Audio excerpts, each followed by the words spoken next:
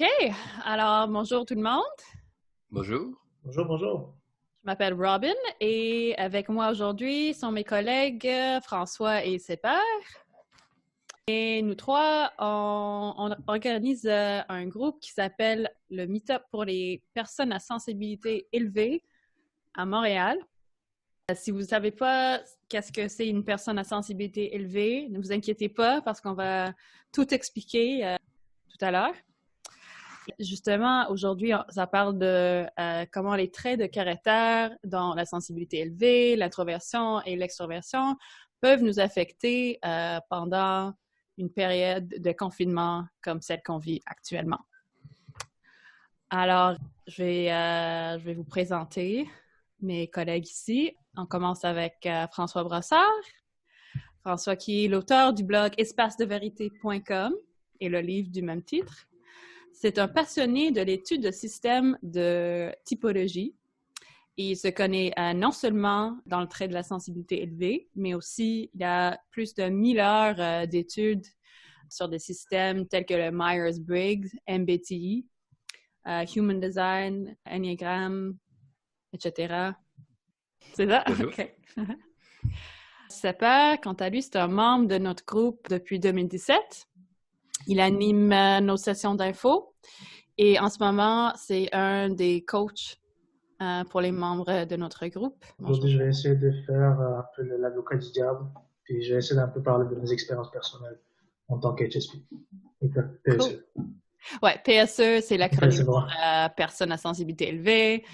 La plupart des écrits sur ce trait-là, c'est en anglais, donc HSP, Highly Sensitive Person, comme on verra tout à l'heure. Et moi, Robin, en fait, je travaille comme professeur d'anglais et souvent, je travaille avec des élèves sensibles. Je suis impliquée depuis 2007 dans la gestion de notre groupe. Et ça fait longtemps que je réfléchis au trait de la sensibilité élevée. En fait, ça remonte à 2013, quand mon chum à l'époque, qui était, lui, très sensible, a suggéré que ça s'appliquait à moi aussi. Donc, ça a comme déclenché toute une période d'études, de réflexion et d'implication avec le groupe. En parlant du groupe, le groupe PSE Meetup Montréal, en fait, c'est un groupe communautaire qui est géré sur la plateforme de rencontres sociales meetup.com. Notre but, c'est de créer un espace social pour les personnes qui ont le trait de la sensibilité élevée, qui sont en fait dans la minorité dans la société. Donc, c'est pas toujours facile de se rencontrer.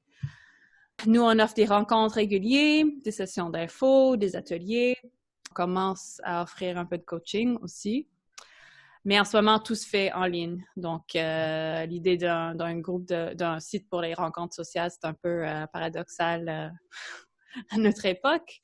Mais grâce à la technologie, on arrive quand même à se connecter. Avez-vous d'autres choses à rajouter? Parce que j'ai bien présenté le groupe. T'as bien fait ça. Ah, OK, merci. Je me sens validée. OK, alors passons à la question du jour. Comment est-ce que les introvertis, les extravertis et les personnes sensibles s'en sortent en quarantaine? Alors, pour commencer, je pense qu'on aura besoin de définir. François, si je peux te demander d'expliquer un peu, parce que tu connais très bien le système de Myers-Briggs. Dans ce système-là, comment est-ce que c'est défini une personne extravertie versus extravertie? Ce que j'aime clarifier quand on parle de ce sujet-là, c'est que on parle ici d'un trait de personnalité et non pas d'un comportement. Donc, une personne extravertie peut très bien passer du temps seule en introversion et vice-versa. Mais la différence va être l'endroit où, comme moi, je vais avoir beaucoup de plaisir à discuter, échanger avec les gens, mais tranquillement, ça vide mes batteries, puis je vais avoir besoin de temps de solitude, de temps de calme, du temps pour me retrouver moi, pour me ressourcer, pour recharger mon énergie, puis pouvoir ensuite continuer à apprécier les connexions avec les autres. Puis pour l'extraversion, mais c'est le même principe. C'est que l'énergie va se recharger plus par l'interaction, par la connexion avec les gens, par même juste d'être dans un environnement où que les choses, que ça bouge, que c'est dynamique. Puis à ce moment-là, mais du temps passé seul ou à la réflexion est quand même essentiel et important, mais trop longtemps va créer une fatigue mentale et émotionnelle, puis on a besoin de se retrouver dans notre élément qui est naturel pour pouvoir reprendre nos forces, reprendre l'équilibre. Cool. Et là, on parle d'un spectre, oui. C'est quelque chose, on peut être un peu plus vers l'introversion, un peu plus vers l'extraversion. Je pense qu'il existe aussi des personnes vraiment au milieu du spectre. Ça, c'est une définition un petit peu controversée.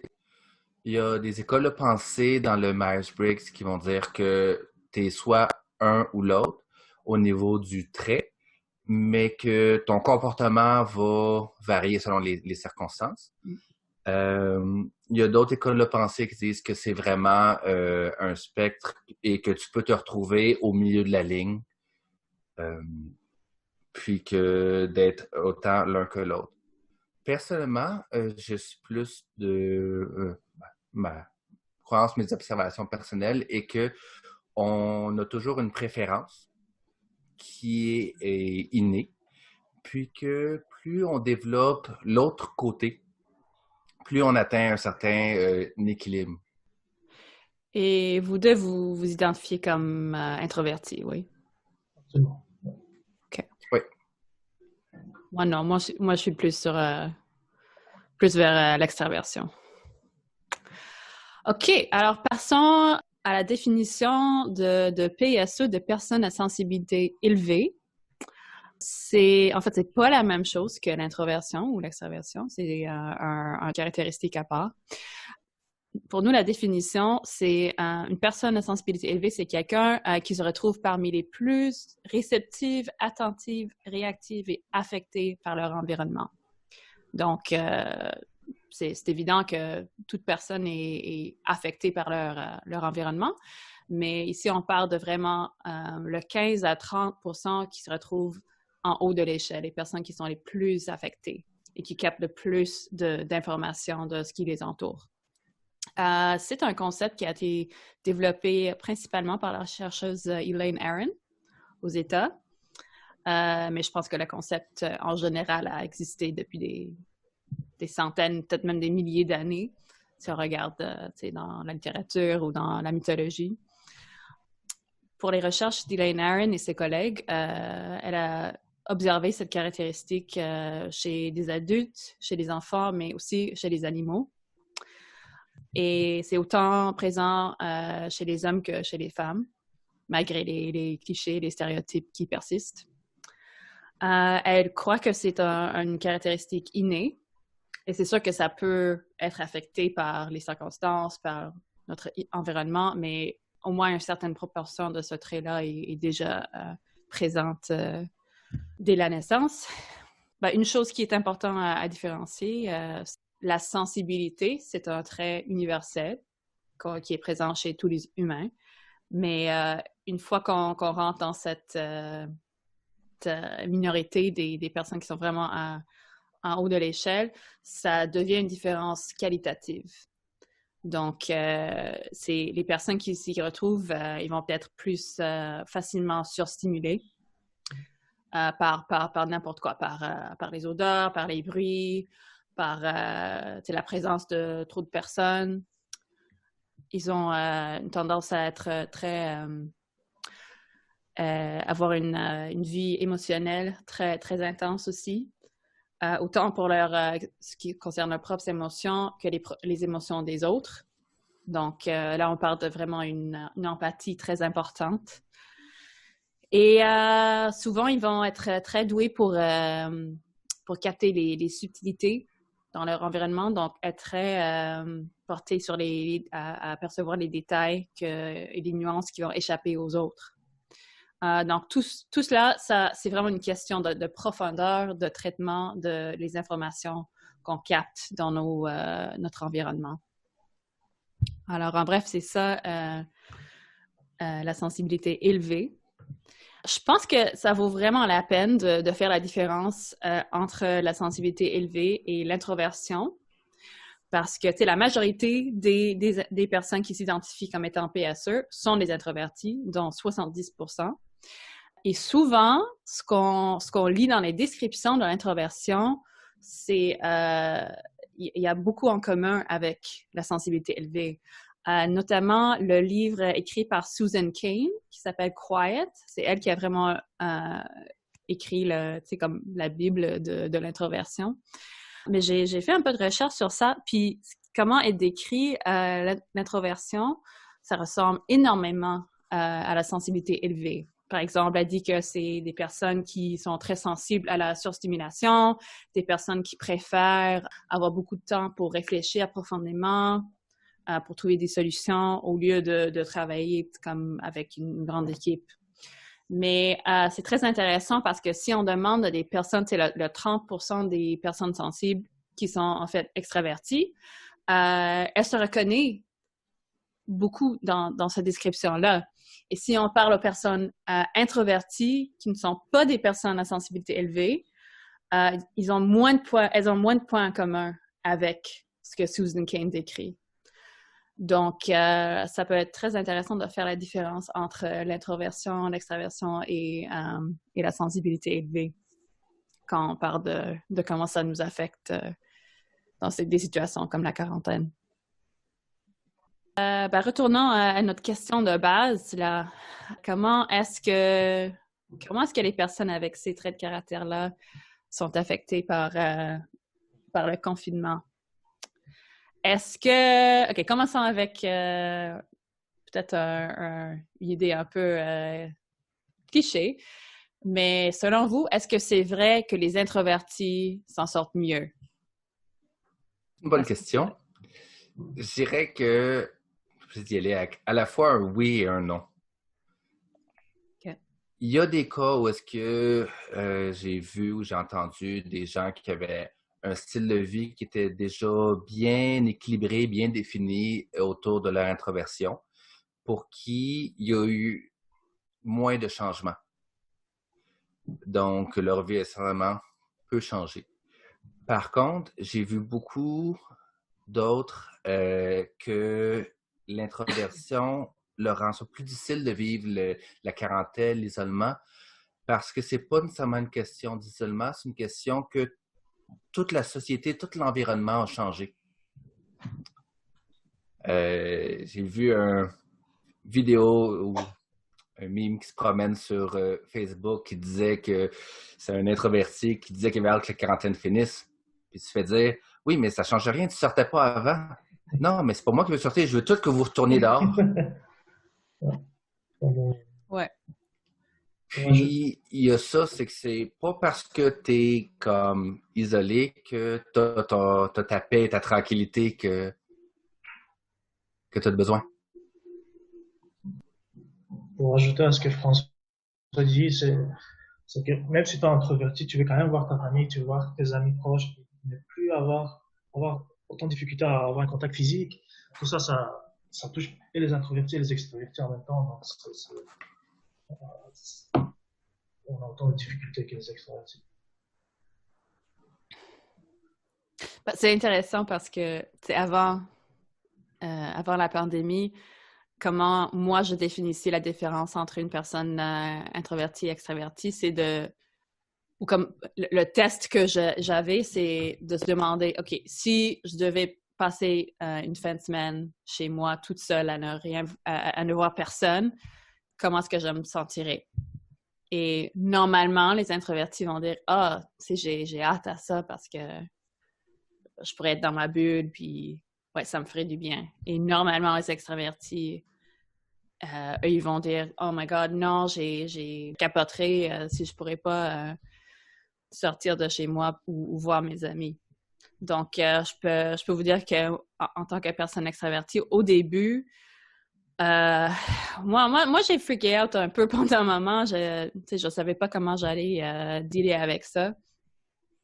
Et en fait, je pense que ben, là, ça va mieux. Et je pense que ce qui m'a aidé, en fait, c'est le côté sensible. En fait, on avait fait une session avec Maria Hill qui travaille beaucoup avec les personnes sensibles.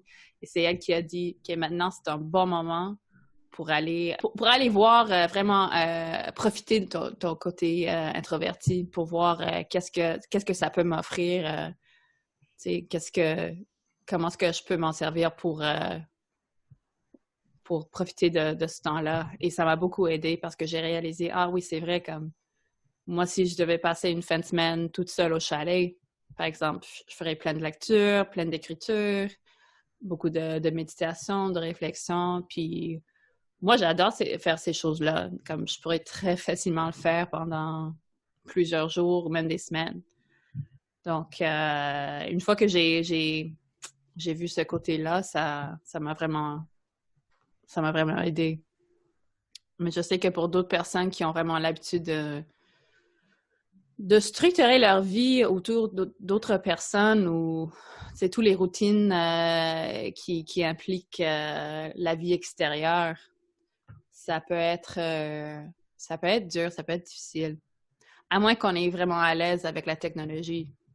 Ça, c'est une autre chose. J'ai parlé un peu à mes amis extravertis, puis il y en a une qui a dit « Ah, ben moi, ça me change pas grand-chose parce que déjà, j'avais une bonne habitude de parler avec mes amis, mes collègues, mes élèves, ma famille par Internet ou par téléphone. Donc, si ça continue comme ça comble le besoin que j'ai d'être sociable. Puis pour le reste du temps, en fait, c'était une personne sensible. Donc, pour le reste du temps, elle est contente chez elle, puis elle fait ses projets, puis elle fait tout ce qu'elle veut chez elle. C'est une Des personne fois, Je veux juste savoir, c'est une personne extravertie, ça, ou c'est une personne introvertie? Extravertie, mais pas super extravertie. Ouais, ça me surprend que le fait qu'elle est juste correcte avec parler avec des gens virtuellement. Parce que ça m'étonne vraiment. Parce que beaucoup d'extravertis, c'est vraiment le contact physique, d'être vraiment, avoir cette énergie d'un être humain comme physiquement, qui les recharge virtuellement, ça m'étonnerait vraiment que donc ça me surprend. Mais c'est quelque chose que j'ai envie d'apprendre, c'est bon. des fois aussi, par le virtuellement, ça a un avantage quand que, une période comme ce temps-ci, il y a une surcharge de stress et d'émotions dans des activités qui étaient normales et tranquilles avant. Comme moi, je me retrouve dans une situation où est-ce que euh, même si je suis en isolement, le fait que je sois dans un petit appartement avec ma femme fait que même si on s'entend bien, tout ça, j'ai de la difficulté à retrouver les petits moments vraiment de tranquillité ou d'introversion, étant donné qu'elle ne va pas travailler. Elle a perdu ses activités à l'extérieur qui me donnaient quelques heures d'être juste dans ma bulle à moi. Donc, elle ne peut pas aller faire du lèche-vitrine à Montréal. Elle n'a même plus le goût d'aller à l'épicerie parce que là, mais tu te fais regarder croche parce que tu fais. Tu sais, Ouais. tu rentres dans une allée, puis il y a une odeur d'épices, puis tu dis « Ah, puis là, tout le monde te regarde, puis saute presque à terre. C'est une des choses que j'ai remarqué aussi, c'est que même si en apparence, ça semble être plus d'introspection, à l'introversion, mais les activités normales ont une lourdeur. Comme juste sortir dehors, les gens te regardent différemment quand quand tu marches sur le trottoir. Faire l'épicerie est rendu une épopée émotionnelle à cause de tout les comportements, le stress, puis l'état général de presque panique des fois que tu vois autour. Et même les activités comme quotidiennes, des fois ont changé parce qu'il y a cette pression-là de l'environnement, de l'extérieur, de la société ou juste du stress ambiant qui fait que même si je devrais avoir tout le temps à moi que j'ai besoin en apparence, c'est pas ça que je ressens du tout, là. Ouais, c'est un bon point parce que je pense que plutôt, on présumait que le confinement, ça veut dire qu'on est isolé chez nous, mais pour plusieurs, c'est pas le cas. Pour plusieurs, ils sont plus en contact avec des personnes, juste avec les mêmes personnes, avec leurs conjoints, leur famille, leurs enfants. Donc, oui, c'est un nouveau paquet de défis pour les introvertis qui peut-être auraient avant avaient plus de chances d'avoir du temps pour eux-mêmes. Je me demande si c'est nécessairement mieux pour les extravertis d'être toujours confinés avec les mêmes personnes. Probablement pas. Oui, parce qu'on a besoin de... Oui, parce que c'est juste quelques personnes, puis c'est les mêmes. Jour après jour, on a plus besoin de variété, de diversité dans notre entourage. Et le côté sensible,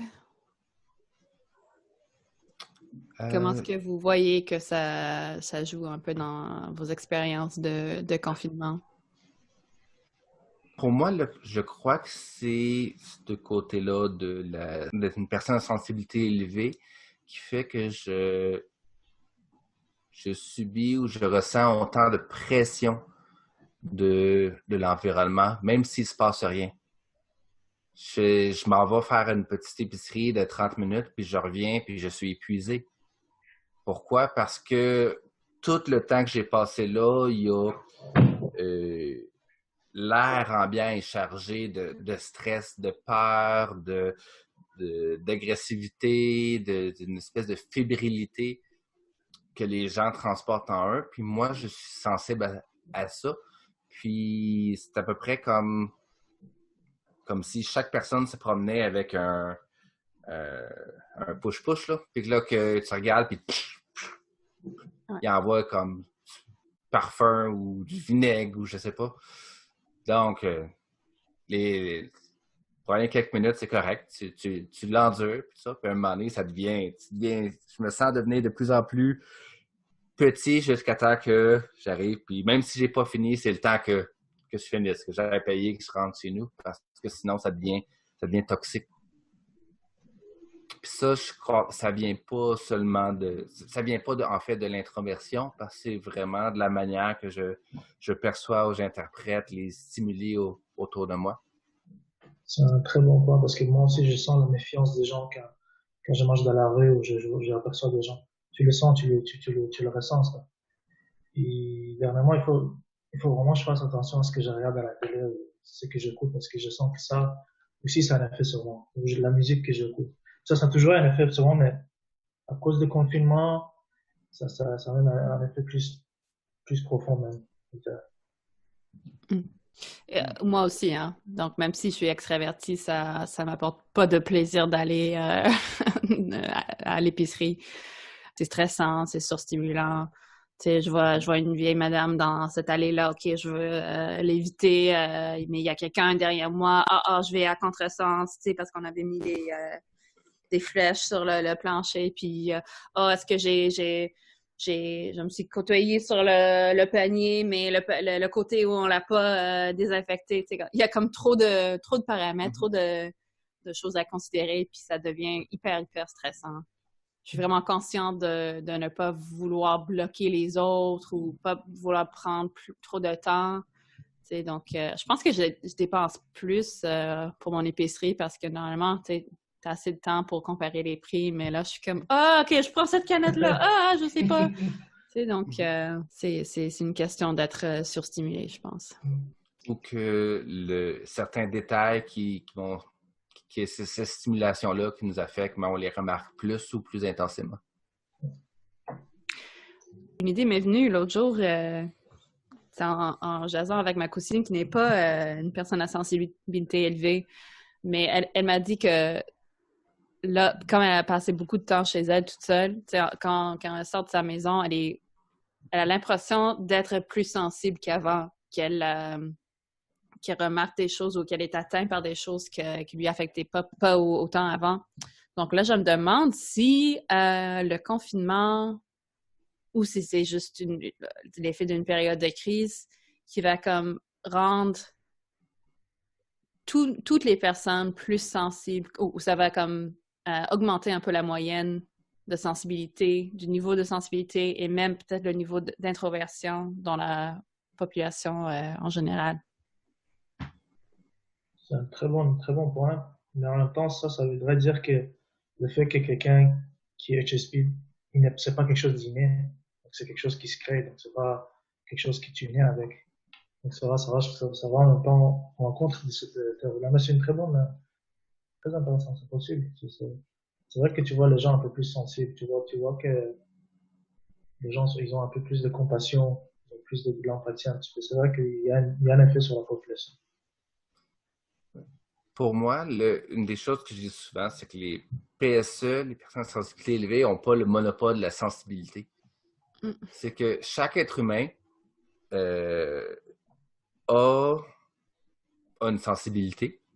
Puis, pour les PSE, elle fait juste crier plus fort. Elle est souvent impossible à ignorer. Mais pour des gens qui sont non PSE, ils peuvent être aussi sensibles sur beaucoup de sujets. Mais ce qui arrive, c'est que souvent, c'est plus facile à enterrer ou à ignorer ou à ne pas écouter, à ne pas entendre. Donc, ça reste inconscient. Puis avec l'opportunité vraiment de réflexion, d'introspection et du fait d'être coupé de beaucoup des distractions que les gens utilisent habituellement, mais ça donne accès à la sensibilité qu'on a. Ensuite, le fait d'avoir vécu ça pour quelqu'un pour qui c'est moins habituel, c'est une expérience intéressante. Mais je crois personnellement que la plupart des gens vont retourner facilement à leur naturel après, puis qu'il y aura peu de traces de cette expérience-là. Mais j'espère que certaines personnes vont vraiment avoir décidé de dire qu'ils apprécient cette attention-là qu'ils portaient à ce côté-là d'eux-mêmes, puis qu'ils vont pouvoir travailler un petit peu pour ramener ça garder ou ramener ça dans leurs habitudes quotidiennes, parce que c'est une qualité qu'on a besoin davantage dans notre société. Puis, on a besoin davantage en nombre. C'est pas juste les PSE, ils ont un peu la responsabilité de montrer l'exemple de comment garder ça au centre de sa vie, comment utiliser cette sensibilité-là puis la mettre en avant-plan. Mais c'est quand les non-PSE, c'est quand tout le monde va y porter attention un peu plus que les choses que les valeurs de la société, que les comportements vont changer un peu pour donner plus d'acceptation, plus de place à la sensibilité en général. Je pense que oui, que ça dépend un peu d'où on se retrouve sur le spectre. Tu sais, les personnes qui sont vraiment qui ont un niveau bas de sensibilité, je pense que peut-être ça sera moins, ils vont peut-être moins remarquer des changements ou vont peut-être pas nécessairement partager l'expérience que les personnes plus sensibles vont vivre. Mais pour surtout ceux qui se retrouvent vraiment sur le bord d'être considérés comme PSE, je pense que probablement avec l'expérience du confinement, ça va leur pousser un peu plus. Moi, par exemple, j'habite avec quelqu'un qui est introverti. Pas une PSE, mais introverti. Et au début, j'essayais de gérer nos interactions comme une personne extravertie. Donc, je proposais, OK, est-ce qu'on peut écouter quelque chose ensemble? Est-ce qu'on peut, je sais pas, jouer de la musique ensemble? Est-ce qu'on peut jouer un jeu ensemble? J'ai essayé comme au moins 3 choses différentes. Puis à chaque fois, elle me disait non, non, non. Puis après la 3e fois, j'ai dit, OK, je peux pas prendre ça au personnel. C'est sûr que comme j'ai quand même proposé plusieurs choses. Donc, j'ai fini par comprendre que pour lui, ce qu'il recherche, en fait, c'est une certaine liberté. Une certaine liberté de faire ce qu'il veut, puis d'être comme il est réellement, puis de ne pas devoir répondre à une attente d'un certain niveau d'interaction avec moi. Et j'ai commencé à apprécier ça. C'est vrai que, tu sais, quand tu as deux personnes très extraverties qui se croisent dans un espace, c'est sûr qu'ils vont s'arrêter, ils vont jaser pendant un moment, même s'ils n'ont pas le goût de le faire. Ils vont se forcer parce que c'est normal, c'est ce qu'ils veulent faire, ce qu'ils pensent qu'ils doivent faire, c'est l'attente. Mais pour une personne introvertie, je pense que parfois ça peut être très lourd d'entrer dans un espace où c'est comme attendu qu'on va comme interrompre un peu notre vie intérieure, puis briser la bulle pour parler avec l'autre. Et comme j'ai ce côté introverti ou j'ai ce côté sensible, j'ai réalisé que pour moi aussi, ça peut être ça peut faire du bien de ne pas devoir toujours aller vers l'autre à cause d'une attente. C'est différent si j'ai vraiment un désir d'interagir avec quelqu'un, mais le fait de ne pas devoir me forcer d'interagir avec l'autre, ça me donne beaucoup plus d'espace de rester en contact avec moi, avec mes besoins, avec comment je me sens. Puis en ce moment, ça m'apporte beaucoup. Et j'ai parlé avec d'autres extravertis qui ont dit la même chose, encore des extravertis à sensibilité élevée, qui m'ont dit que cette période-là, ça nous permet vraiment de découvrir, OK, qui est-ce qu'on est vraiment? Si on est là, c'est juste à nous. Qu'est-ce qui reste? Et finalement, il y a beaucoup à découvrir.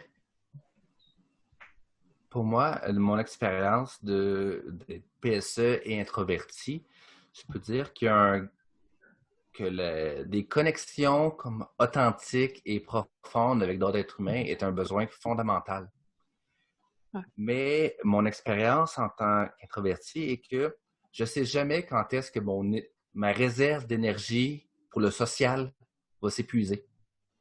Donc, à chaque fois qu'il y a une obligation ou une attente ou un comportement qui ne répond pas à mon besoin de chaleur humaine, de connexion humaine, puis qui m'est demandé, mais instantanément, quelque chose qui me dit que c'est un risque. Qu'est-ce qui se passe si je m'en vais comme je fais cette activité-là à quelqu'un d'autre, puis ça m'apporte pas tout à fait ce que j'ai besoin, mais ça prend toute mon énergie.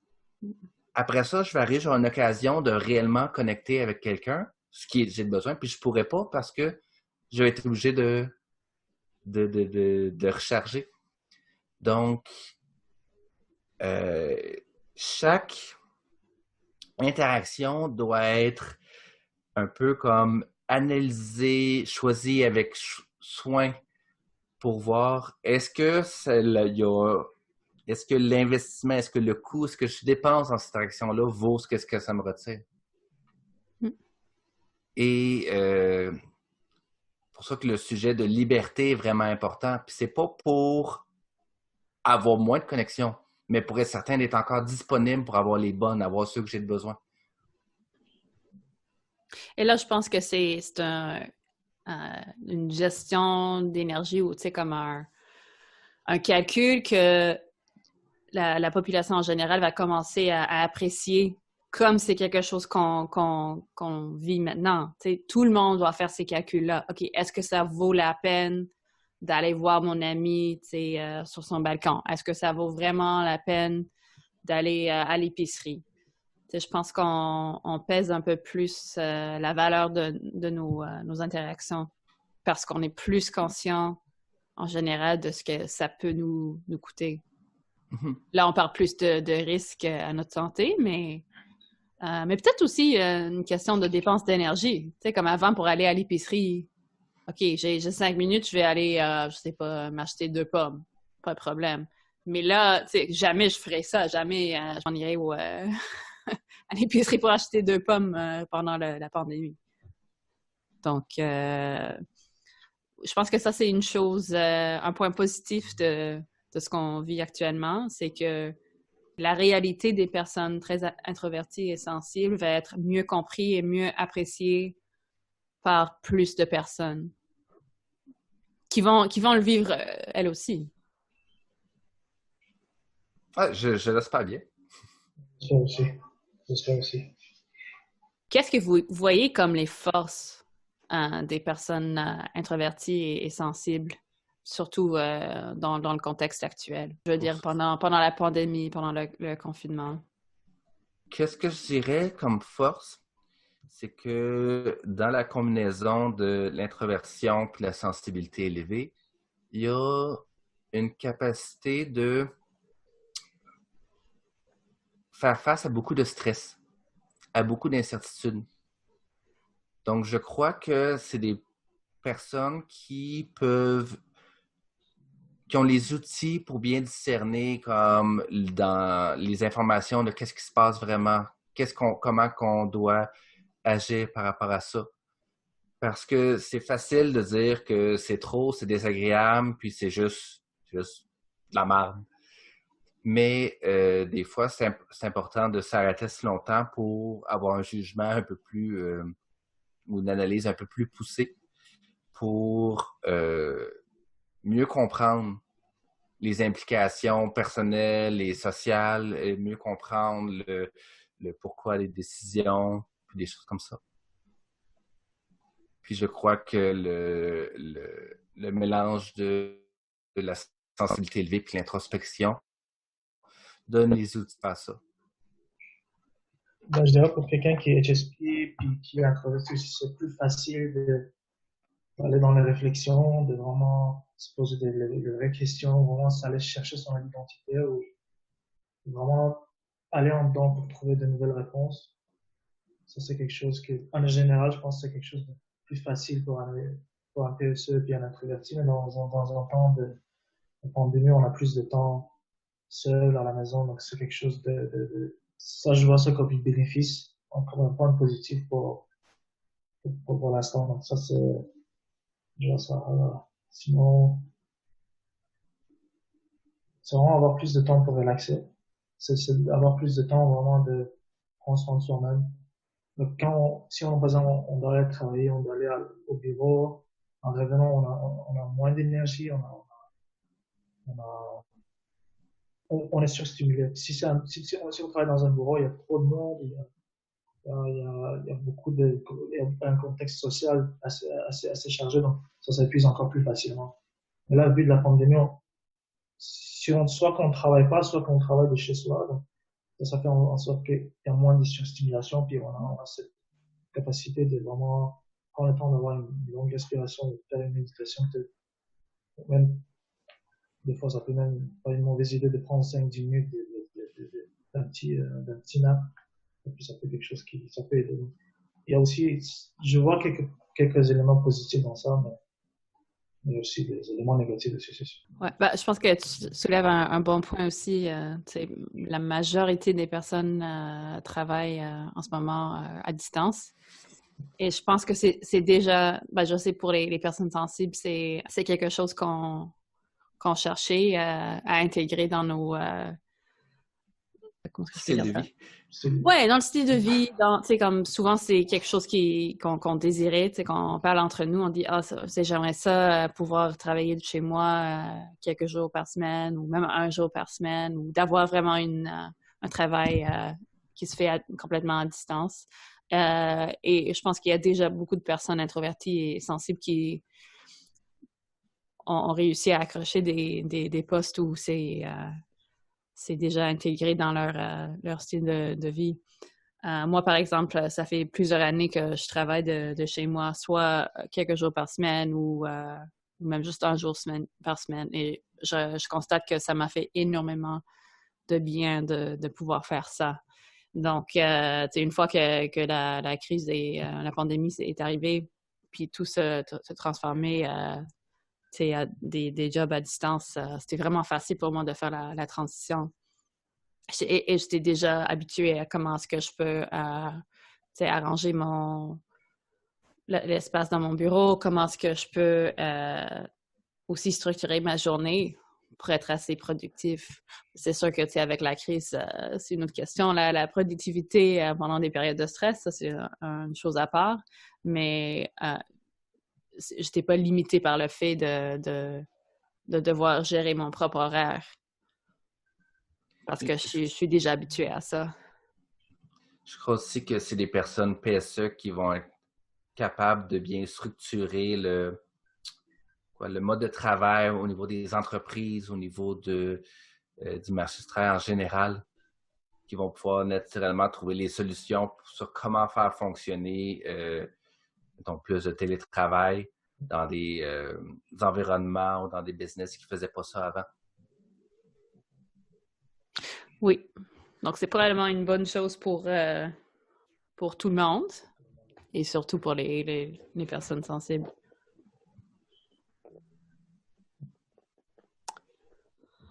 All right. Ben, je pense qu'on commence à tirer à la fin de notre discussion. Avez-vous d'autres points à rajouter? Un point qui me vient, c'est que il y a souvent, une des choses que j'ai remarqué, c'est un grand besoin dans une situation comme ça, une situation de crise, c'est juste de parler des choses qui ne vont pas. Puis ça, pour les personnes PSE, c'est un couteau à double tranchant. Donc, il peut y avoir beaucoup de cette pression-là, mais d'être dans un environnement où c'est juste de ressasser qu'est-ce qui ne va pas, peut être très, très négatif. Ouais. Donc,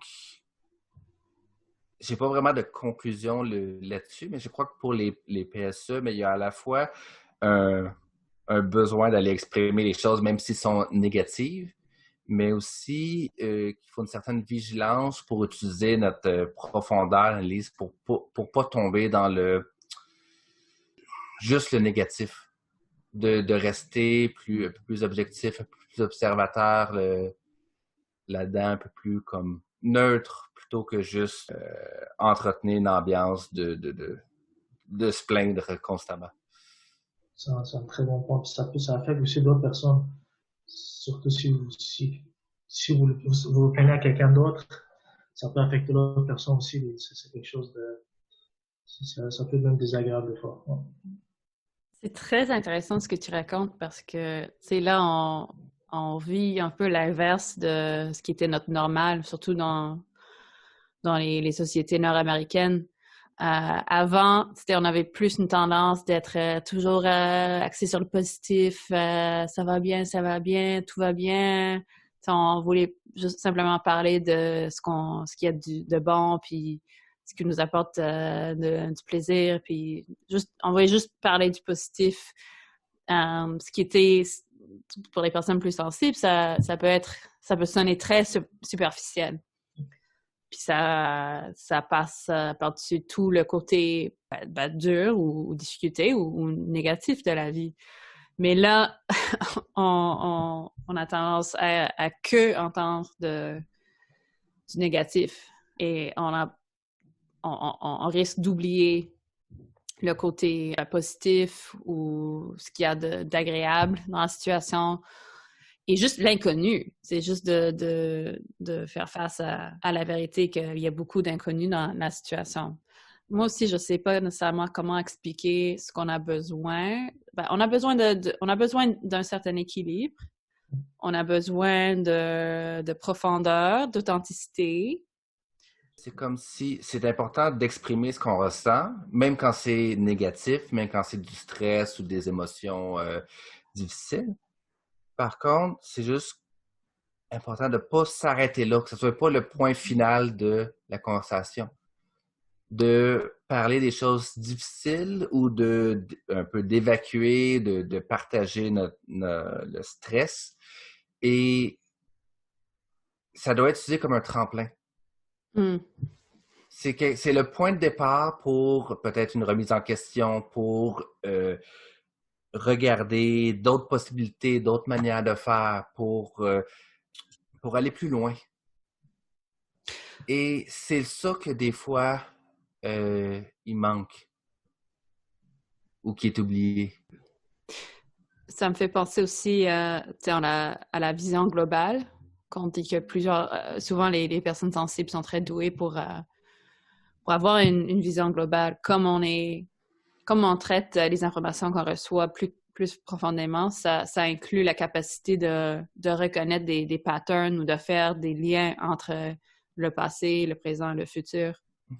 Donc, je pense ça fait partie du profondeur. C'est pas simplement, de se poser des questions existentielles ou whatever. C'est aussi de pouvoir essayer de dealer avec le portrait en gros.